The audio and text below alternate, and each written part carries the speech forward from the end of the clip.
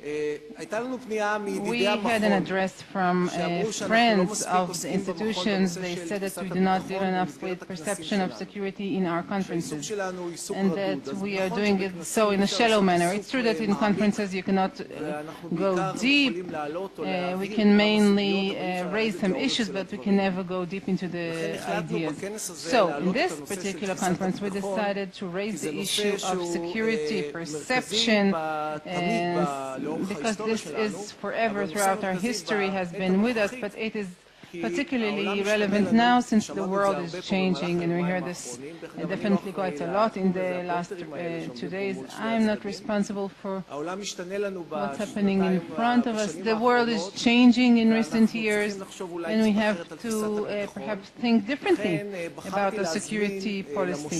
And so I have decided to invite to this session people dealing with this. Yair Nave, who is now for interim segment of time, is a visiting researcher with our institution, Professor Dima Adamski, who is a professor from the IDC and now leading a very special class regarding strategic studies, researching deterrence, and he's going to talk about the issue of deterrence, which is very important for our security policy. Elliot Abrams, which is an old friend from the Council on Foreign Relations, and he's a researcher regarding national security, and he knows how to look at us from the United States perspective. He used to be responsible for Middle East relations and Middle East contact. Gidi Greenstein, who's actually the president of Reut Institute, an institute dealing with thinking, with recommendation regarding security policy, particularly encouraging young people, and I truly value him for this. Within the Reut Institute, they also deal with security, with national security. Last but not least, member of Knesset Merav Michaeli, who is a member in the Foreign Security Committee. I want to say, well, Zionist, should I say it or should I not? But members of the Knesset who went into the new Knesset, the new parliament, we were highly impressed. By the way, Merav Michaeli, member of Knesset, had studied and still is studying the security issues. We're trying to assist her. One point in order to open the session. We were requested formally to look into this issue of a security perception in current era. Sometimes it's very easy for the official entities to take these kinds of issues to be researched outside, because maybe we can be more innovative. We are less committed to those internal organizational commitments that sometimes do not allow us to look properly to the challenges and the way one should deal with them. And so we have established a team of people. You can see the names of those people on the screen here. There are other people that join this team, occasionally depending on the issues at hand. We intend to present to the entities that have commissioned this work, which is the government, our suggestion for security perception or policy. We're not going to deal with the final propositions of our work. We simply are going to toss a few flashlights, so to speak, in order to include you or share with you the dilemmas that we have found.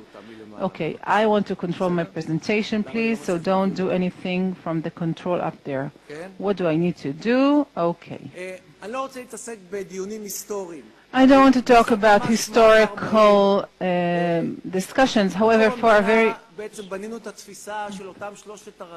we talked about the three-legged perception, deterrence, decision, and deterrence.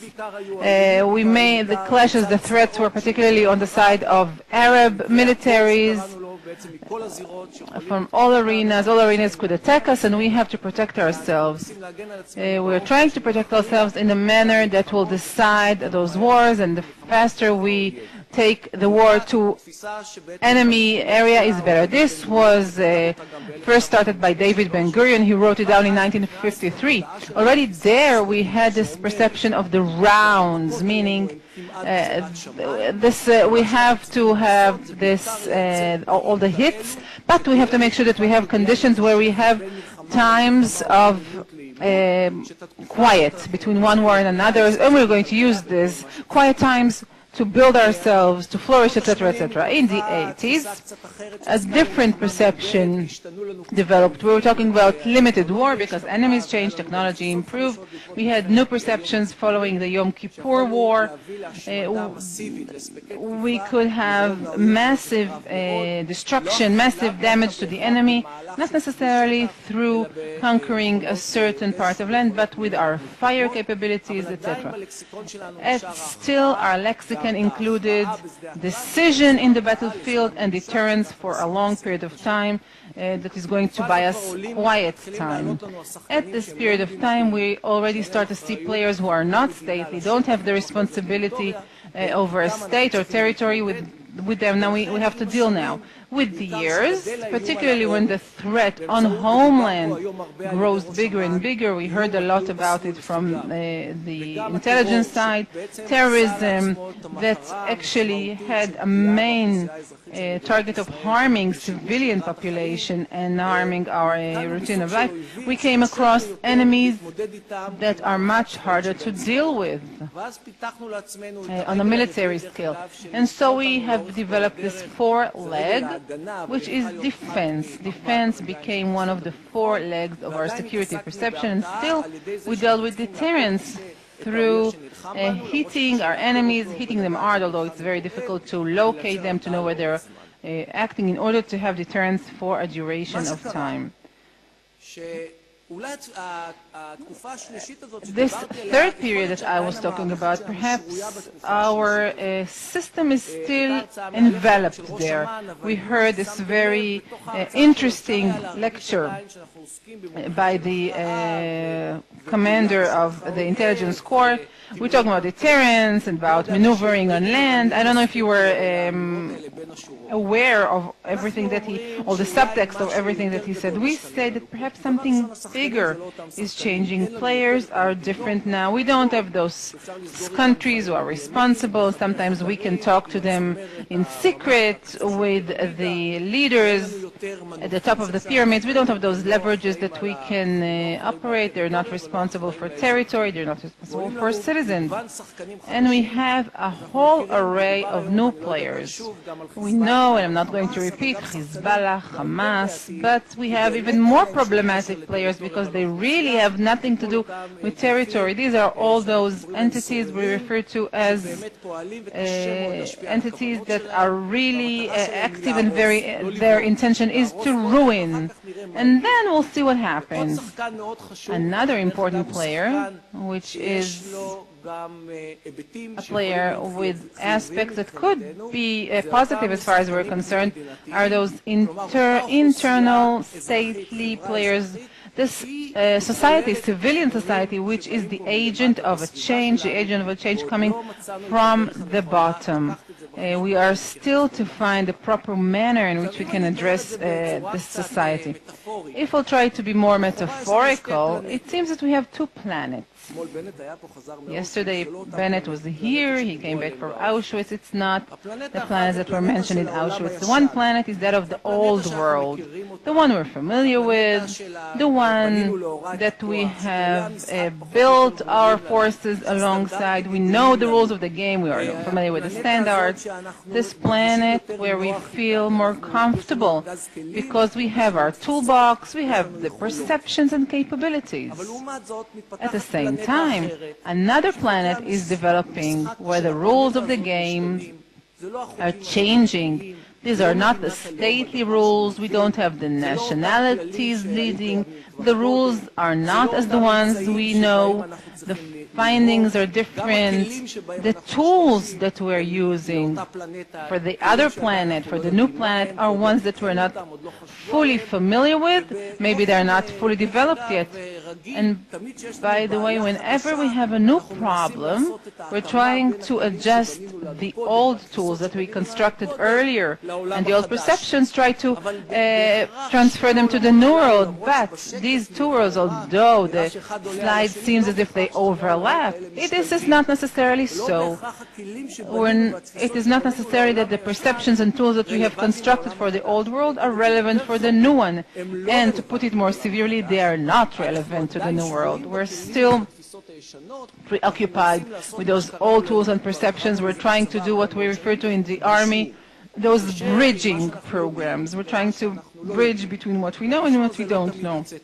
This doesn't always come out right. Or we'll do what we know, perhaps stronger, softer, in a different kind of dosage. The main issue today is that we don't have a fully clear, understandable perception of how we should deal with this new world that is shaping around us. By the way, we have not dealt enough in this conference within us, within our society. The society is changing. It is not the same society we had 40 years ago. Going back to all I have said before, you're familiar with deterrence, decision, defense, and now we're adding 3 other new terms to our lexicon. Today we talked about legitimacy, we talked about national resilience, and also talked about cooperations. I would like to say one thing in this regard. The President, speaking to us this morning, as far as I'm concerned, he was the youngest, ultimate, youngest person, innovative in his view of the world. I think that we have to listen once again. We recorded everything. We have to listen to what he said once again, because some of the directions that he was talking about could fit perhaps this new planet that is shaping and forming next to us. We don't know yet how to put this mixture together. This mixture where the legs are changing, the center of gravity is shifting. All of a sudden defense is becoming something more central. It provides us with many advantages and flexibilities, does not oblige us, unlike what Professor Uman said yesterday, where it's better if we have automatic actions that you do not control. Well, it is not preferable. It is always preferable to have your discretion, a more profound kind of thinking, evaluating the situation, taking into account all risks and opportunities before you operate. And so we see that all of a sudden we have new terms that have come into the old terminology, and I'm not certain that this is the perception that should come about at the end of the road, so to speak. We were talking a little bit about the issue of legitimacy and delegitimization. There were very important remarks throughout this sessions.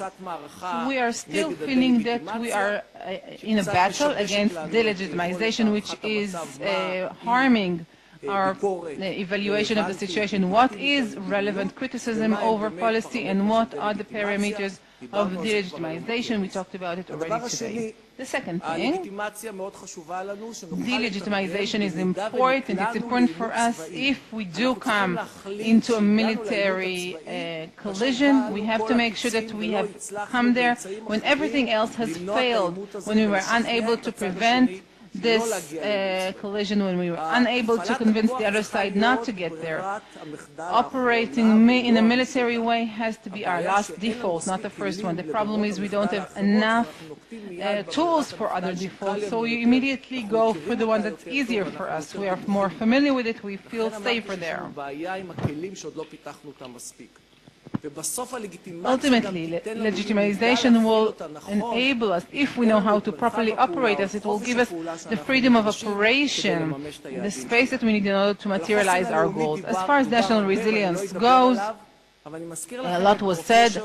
I want to remind you of Professor Yovel yesterday saying that national resilience in Israel lies on 3 parameters: the meaning of a Jewish state, the unity of destiny, and unity of goal. He also said that perhaps the meaning of the Jewish state and the unity of destiny still unite us, but the unity of the goal is already at the phase of the construction, and we have to be very, very alert to this issue of unity of goal or purpose. National resilience was also mentioned today in the ability to rehabilitate ourselves in a fast manner. This is part of the new perception we have to take into account.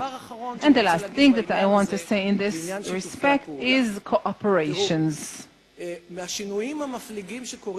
As far as the far-reaching changes in the area, it brings about many opportunities. It's true that we don't have that much faith. We don't think that we have partners for businesses, so to speak. Everybody hates us. Nobody takes us seriously. But still, the deconstruction of those old systems and this process of new systems coming to be, this creates many opportunities for cooperations that are built not on love or affection, but rather mutual interests. Sometimes those interests can be local, momentary, and changing, but we have to use this momentary interest in order to create more and more partners in the region, more players that will have meaning in the future, more players who perhaps would assist us in handling the non-stately players that are very difficult to mediators in the middle, looking at the variety of opportunities the new situation is creating and saying, until this moment, we were okay, we protected ourselves, strengthened ourselves, we were looking at the processes in the region. However, it is time to think differently, to think that perhaps with a more proactive policy, we could create opportunities for ourselves, because a security policy has to take into account partners. Of course, the United States will always mention the United States as our strategic partners, but also other partners. Security policy has to lead towards arrangement, has to rely on peace, and Amos mentioned as one of our strengths is our peace with Egypt and with Jordan, that still is still standing strong. If we don't aim all the time and we'll only look for the harsh expressions where they said this or that and wrote in Arab differently than they did in English, if we look for all those tiny details, we will not create the opportunities to have partnerships that could lead us to handle those targets in the future better. Ultimately, we're talking about a multidisciplinary view. I'm not going to go into detailing this slide, but there is a whole array of opportunities, efforts, and means if you know how to operate them properly. We don't know how to do it. We don't have an entity in the state that coordinates this multidisciplinary field. We don't have this entity that understands it's not only military, but also diplomacy, economy, infrastructure, legal, etc., etc. And there are many, many other arenas. These are the relevant tools of shaping something different. And if we don't understand that these are the tools we need to work with, we will never reach our destination. And so I go back to the basic question.